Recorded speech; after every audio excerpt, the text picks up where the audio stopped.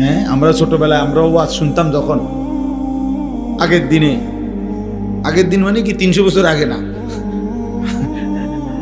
আমি ছোটবেলা আর আমি যে দূর আমার ছোট হতে দূর, ঠিক না? আমার বয়স 44 বছর চলে এখন, তাইলে আমার ছোটবেলা কি 400 বছর আগের কথা না, কত 15-20 বছর 25 বছর আগের কথা। তা আমরাও ছোটবেলায় যখন ছাত্র জীবনে ওয়াজ শুনতাম তখন শুনছি একদিন এই এক মুরব্বী হুজুরে ওয়াজে বলতেছিলেন যে ওই এক মেয়েরে বুঝানোর জন্য বলতেছিল ওনারা, এক মেয়েরে তার বান্ধবীরা বিয়ের দিন সুন্দর করে সাজাইছে, গহনা অলংকার দিয়া, শাড়ি চুড়ি দিয়া তারে খুব সুন্দর করে নতুন বধূ সাজাইছে। তো বান্ধবীরা সবাই বলতেছে যে তোরে আজকে দারুণ দেখাচ্ছে, সুন্দর হচ্ছে, অনেক চমৎকার মানাইছে শাড়িটা, কাপড়টা, চুড়িটা, গহনাটা। কিন্তু মেয়েটা কাঁদতেছে নিজে নিজে।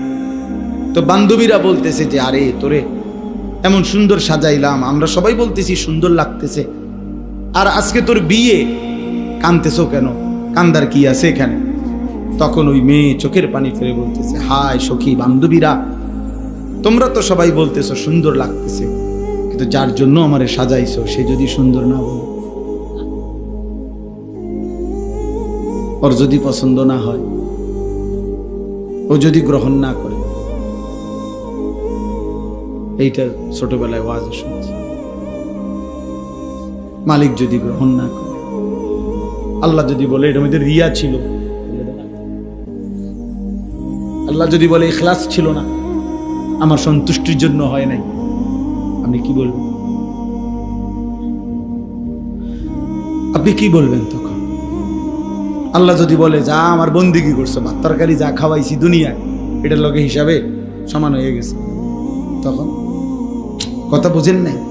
মালিক চাইলে আল্লাহ তাআলা যা ইচ্ছে করেন তাই বলতে পারবেন কিনা? আমাদের কিছু বলার আছে না? তাহলে এই জন্য বাপ, রাত গভীরে আমি আর দেরি করতে চাচ্ছি না, অল্প কথাই আপনাদের সামনে বললাম। প্রথম কথা এটা, ফিকির করেন, ফিকির, জিন্দিগিটা নষ্ট করে দিয়ে সবাই, জওয়ান বুড়া, ছেলেরা বাবা, মরবার আগেই হিসাব করে ফেলো।